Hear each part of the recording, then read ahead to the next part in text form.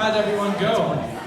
I'll get you guys to finish up where you're at, and we'll get some sharing time going on. So pick a spokesperson. I should have told you this before. Pick a spokesperson at your table, and I'm going to random pick, because every time I ask people to volunteer, nobody volunteers. So you've lost that privilege. What's going to happen now is I'm just going to walk around to a table, and whoever's your spokesperson is going to have to speak. So I'm just going to start over here at this table. Spokesperson.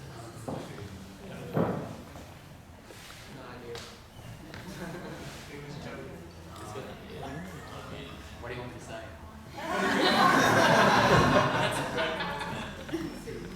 We talked about lots of things. Wow. What did you talk about in relation to the question? We talked about the question. You did? We talked about lots of things. Yeah. Did you come up with some stuff in relation to something you came up with? I'm trying to remember it. Yeah, diet can affect people around you. It's not just your personal health that it can be affected. It's also the health of your children, if you've got kids, and your friends. Because generally speaking, one thing that the researchers noted is that if somebody is quite overweight, they generally tend to be around a lot of other people that are quite overweight as well. So your own personal choices impact the people around you. Yeah. I like that. Thanks. I didn't even. It's great. Anybody else want to share? Cool. Yeah, I know. We discussed like the whole personal level of diet and how, starting out right through the whole of your life,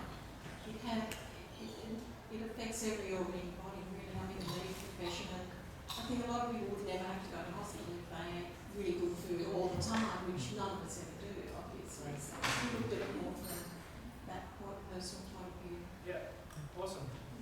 Thanks for sharing. Good thoughts, guys. Anybody else? I told you I'd pick on you, but that was more to get you ready to answer. So now that you've thought about it, see what I did? Now you automatically start thinking, yeah, what am I going to say? And I have something to say. Now who wants to share what came to your mind?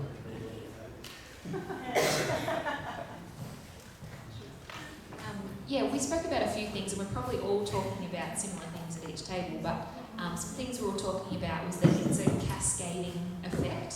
So if you eat, say, high sugar, lots of carbs, it affects your mind, so like you can feel groggy, that affects your mood, that affects your relationships you have with people.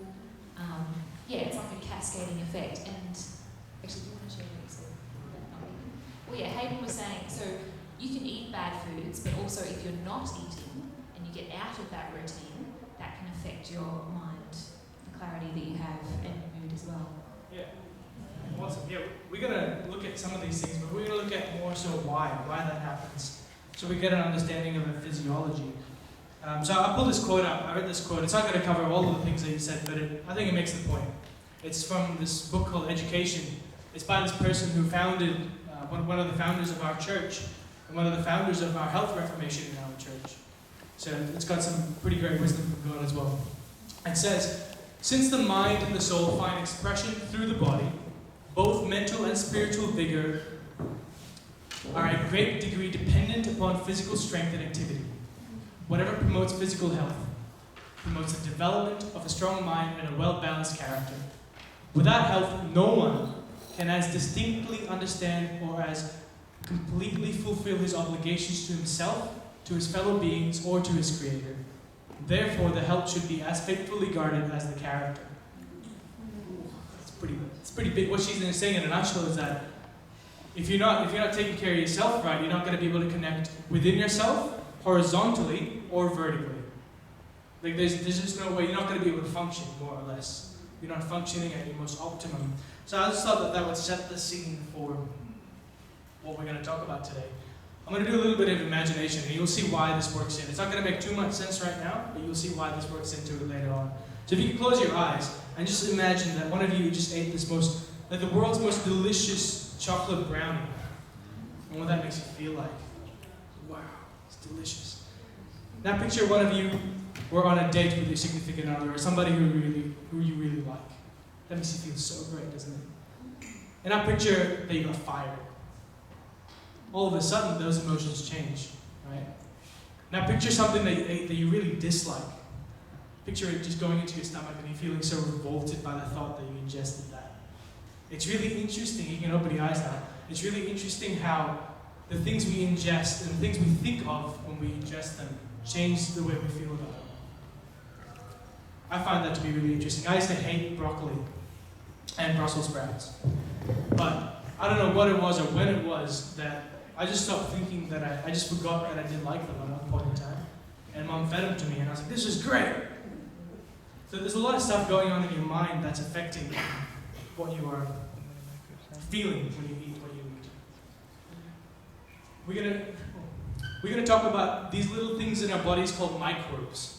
It's not very clear to see, so I'll read it out to you. But a microbe is essentially, by definition, a microscopic organism that is a living thing that is too small to be seen by the naked eye, and we need to use a microscope to see them. There's a bunch of different kinds of microbes that live within our system. There's the bacterial, the archaeal, the fungi, the protists, I can't even say that. That's the one. Viruses and microscopic animals. Those are the different kinds of categories of microbes, and all of them live within us. There's a few that are plant-based that don't live within us, but the rest of them all live within us. So those are things that are actually living inside of your body. 90% of your body is made out of microbes, and the other 10% is actually human cells. So you are, in that sense, more bacteria than you are human. That makes you feel really great about yourself, doesn't it? Yeah, that's right. So out of that 90%, that 90% to 10% ratio is 100 trillion versus 10 trillion. So you get 100 trillion on average bacterial cells in your body versus the 10 trillion human cells, which is your basic genome. 10 trillion of those. So that's a pretty substantial overpowering ratio there. So the brain and gut are connected by this big nerve that runs down your body called the vagus nerve. Who's heard of the vagus nerve? Wow, you guys have all heard of the vagus nerve. So that vagus nerve connects your brain and gut in terms of it sends microbes up and neurotransmitters up and down your body. But the interesting thing is that the gut can function with a severed connection to the vagus nerve, which no other organ in your body can. So all your organs are connected by nerves to your brain, right? If one of your nerves severs, you no longer can use that organ. Say, like, all the nerves to my arm sever. I no longer can use my arm, I become paralytic in my arm. But with the gut, it functions by itself, even though it's severed by the nerve to your brain. So most people in the scientific world call it the second brain, because it dictates so much of what you do. And we'll see why. There's this guy, I forget his name off the top of my head, but he did an experiment with a mouse. He tried to figure out what these microbes really did to you. So he took a mouse, and he fed it toxoplasmic gondii. It's a pretty funny thing, right? But what it essentially is, it's a bacteria that lives within meat. It's a bacteria that lives within soil, and it's in damp soil, mostly like mud or swampy soil. And if you ingest it, it doesn't have the same effect on humans as it does on the mouse, but you'll see why later on. But the mouse ingested it, and it gave the mouse something that was really different to what he was expecting. He was fiddling around with a bunch of different microbes, and he found this toxoplasmic gondii, and he gave it to the mouse. And all of a sudden, this mouse, who used to have a fear of cats, no longer feared the cats. Yeah. So in fact, not only did he not have a fear of cats, he had the adverse effect. He started to love the cat, if you can call it that. He started to become really affectionate towards the cat. So this mouse was raised in captivity, along with a bunch of different animals, because they were testing them. This was in a time where that was okay, by law. They still do that, right? So they were doing all these things, and this mouse was fed that. And he used to run away from the cat as much as possible. There's a video about it, you should look it up. But when he was fed this, within a few days, he stopped trying to run away from the cat. And the cat would circle him, and the cat would push him around, like they like to play with their food. He'd push him around, and eventually, in a couple of days, the mouse would go to the cat, so the cat could play with him and push him around. And then one day, the cat ate him. And the mouse just had no emotional response, if you will. The mouse had no physiological response to that. He just got it. So it's really interesting it's really interesting how that one neuron, that one microbe had such an adverse effect on that mouse. It gives you a little bit of an insight as to, we don't have the same effect with toxoplasmic gondii, by the way, so don't worry. You're not going to want to jump off a bridge and go to a lion. Like, don't worry. But it's interesting how, with that logic flowing, it's interesting how one little microbe, or an abundance of that one little microbe, can affect you so much that it changes your perception of the world outside of you. And if it changes your perception of the world outside, how much more is it going to change the perception of the inside? It's just a really interesting thought. Another thing that was happening was this dude with this marvelous beard, almost to rival Toby's. His name's Akhil Health. He's a Russian scientist, and he's a Nobel Prize winner for his work on microbes and on immunization through his work on microbes. He was one of the founders of the modern day vaccination, if you will, and its benefits. So what Akhil did was, when he was living in Russia in about 1892, there was this big cholera epidemic. A lot of people were dying with cholera. So he thought, how do I cure cholera? I don't know, I'm just going to ingest it myself. So he got a big glass full of cholera and he drank it. But he didn't get infected. No symptoms, nothing. So he's like, I don't know what to do. So he got his friend and he said, hey mate, I've got a proposition for you. Can you ingest some cholera for me for science? So his friend, I don't know what he was thinking, he went, yeah, sure, I'll do it. He drank the cholera too. He survived. No symptoms. Nothing. So they're like, what do we do now? We'll get somebody else. So they went to somebody else and they said, hey dude, the two of us did, you'll be fine. I don't know what he actually said. But he said, drink this cholera. So the dude drank the cholera. And that guy felt deathly ill. Like within a matter of a day. He felt deathly ill, he was on his sick bed. And during that process, Mechnikov developed the cure for cholera.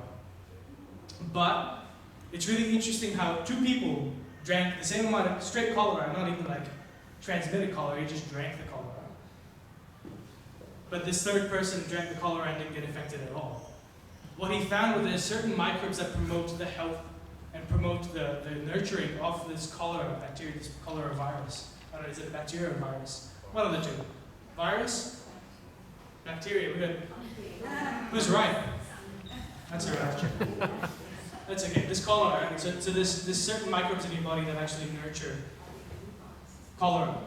And if they nurture cholera, what other things can your body nurture that are negative for you? So you got to be really careful of what you put into your body.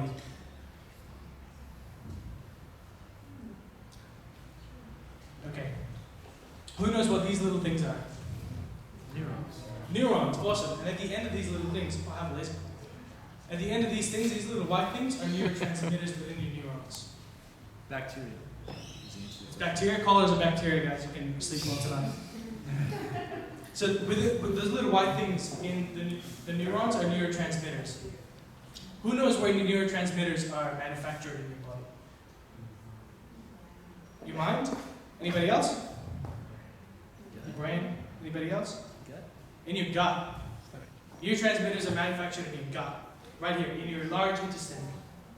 Your gut, by the way, is your large and small intestine. For those who didn't know. I was reading and I didn't know what the gut was. I thought it was your stomach, but it's not.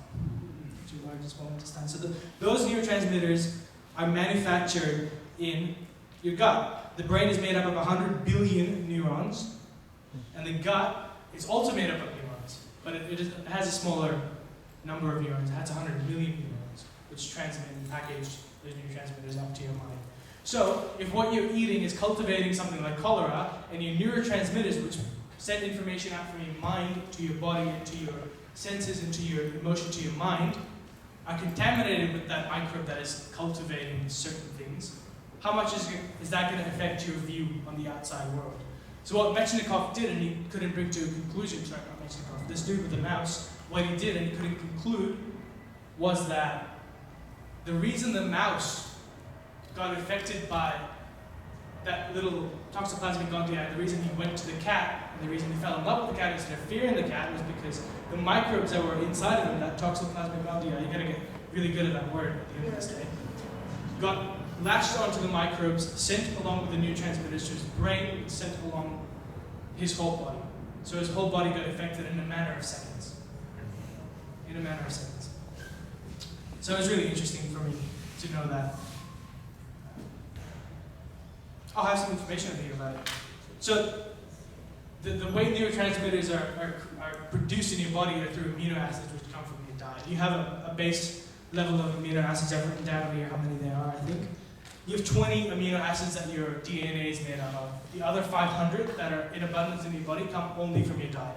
They can't come from anywhere else. So all those amino acids and so on and so forth. It's a big scientific mumbo jumbo. Basically, all that comes in affects your neurotransmitter production, which affects your neurotransmitter. What's the word I'm looking for? Delivery.